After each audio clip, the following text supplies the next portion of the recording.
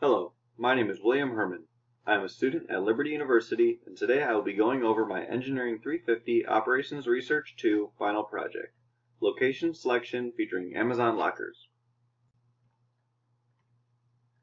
The contents of this presentation include an introduction, the problem description, my algorithms, results, Simio model implementation, more results, the conclusion, and finally, lessons learned. At this point in the presentation, I would like to give a brief introduction about myself. Again, my name is William Herman. I am from Riverview, Michigan. I am currently attending Liberty University and am studying Industrial and Systems Engineering. I am expected to graduate in 2019, and my field of interest is currently the automotive industry. Again, this is Engineering 350 Operations Research 2. The problem description is pretty straightforward. Amazon is looking to open up some locker locations in Lynchburg, Virginia. There are a total of 30 possible locations that they can open and 300 total customers. The main goal is to open the least amount of locations that will serve all of the customers and minimize the total cost. The constraints include the customers do not want to travel more than 30 kilometers, so therefore each distance from the customer's location to the locker location must be less than or equal to 30 kilometers. The second constraint is each customer must be assigned one locker. The costs are $50,000 to open a location and $100 per kilometer per customer. Here is the MIP formulation for this problem. As you can see, there is a minimization equation, which is the subject of three constraints. This will be described in more detail on the next slide when I go over the Cplex algorithm. At this time, I will now go over the Cplex algorithm. Please feel free to pause the video at any point in order to get the full details of the algorithm, but I might go through it a little bit quickly so I can get to the Cplex demonstration next. As you can see at the top, first thing I did was declared two strings, one for locations and one for customers. The location string goes from 1 to 30 and the customer string goes from 1 to 300. Next, we have our distance matrix, which is made up of locations by customers. It is 30 rows by 300 columns. After we declare our distance matrix, we then declare our integer that is fixed, which is our fixed cost to open a location, or $50,000.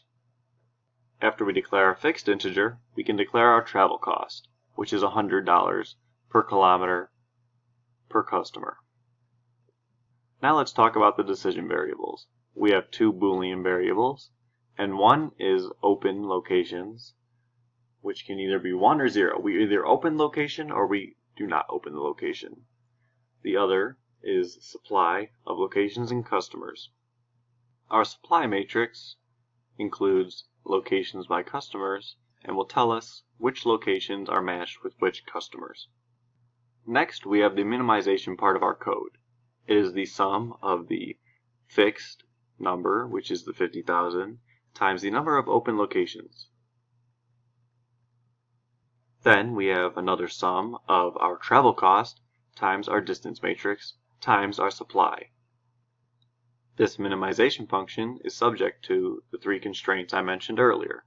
The first constraint is sum of L locations, supply of LC equals 1. This constraint tells us that each customer must have one location. Up next, we have our distance matrix times our supply matrix is less than or equal to 30.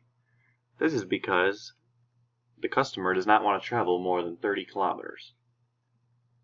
Up next, we have our supply matrix is less than or equal to our open matrix. This is because we do not want to put a customer with a location that is not going to open. Finally, we have our right lines, which will be shown in our demonstration. Now let's run the code.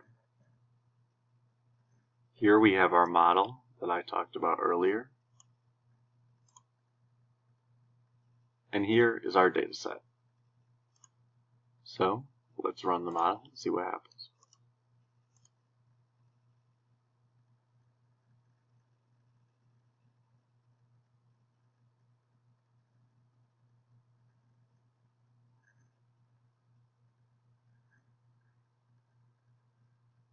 Okay, here's our objective solution, which is $816,400.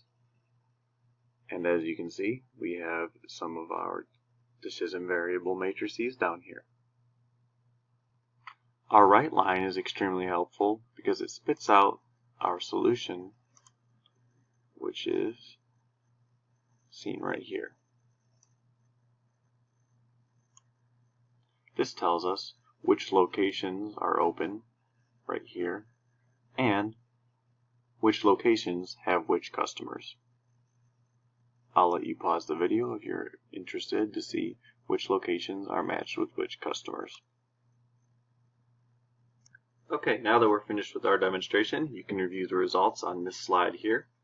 And I will now move on to the Simio model implementation. Okay, so here's our Simio model in 2D. And here's our model in 3D. It had to be broken up into two pictures because the model is quite large. In this problem, I decided to model 7-Eleven. I chose 7-Eleven because I'm familiar with it.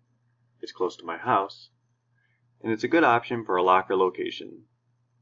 A study by Statista showed that 1 million people live within 1 mile of a 7-Eleven, which is a lot.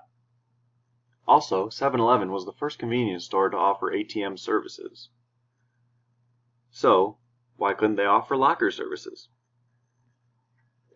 For arrival rates, you can see I did some calculations in Excel and found that around 4 entities arrive every hour for all of the 7-Eleven regular customers, and for an Amazon customer, they'll go about once a week. And that's if they're shopping a lot. For this problem, I decided to use combiners and batching. I used random triangular of 30, 45, 60, which is the time I thought it would take for someone to open their locker and grab their package. As you can see, the Amazon customer entity grabs his package and then walks out using some animation. A really big part and new part of this problem was using a vehicle. As you will see later, the vehicle takes the Amazon customer from his house to 7-Eleven in order to open his locker and grab his package.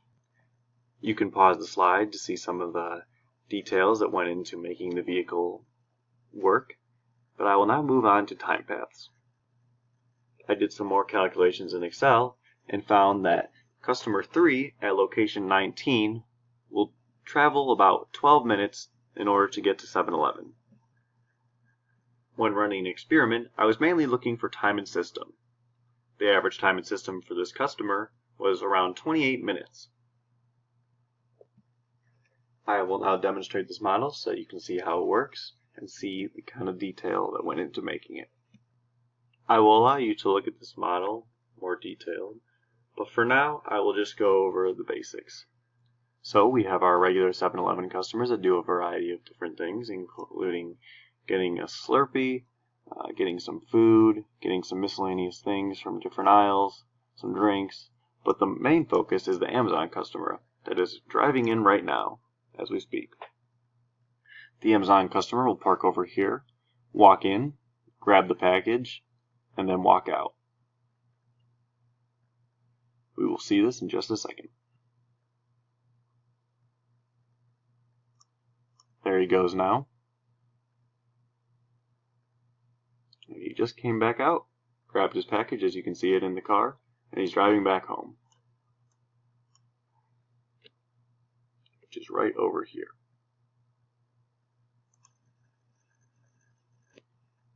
Because we were running short on time, I will now go over the conclusion and then finally the lessons learned. The conclusion is that the least number of locations needed is 8. The cost of installing these locations and total travel cost is $816,400.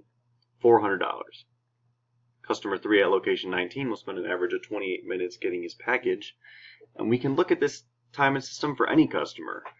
We just happen to look at it for a specific customer. I didn't put every customer in that location due to Simio running out of space and time constraints for this portion of the project.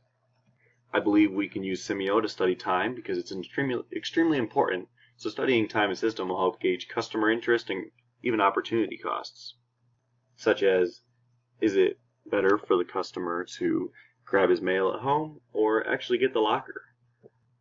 And finally, 7-Eleven is a great location for installing lockers. Very quickly, the lessons learned are IBM OPL is great for optimization problems, but sometimes it can be difficult to work with, especially with syntax errors and some other issues. Vehicles in Simio can be a little tricky to work with, but I was able to get the vehicle to drop the customer off at 7-Eleven and then drive him back home. And finally, the final lessons that I learned were keep trying and don't give up, and feel free to ask for help if you need it. I'll leave the Bible verse for you to read, and it was something that caught my eye and really related to this project, in my opinion. Here are my references. Thanks for watching.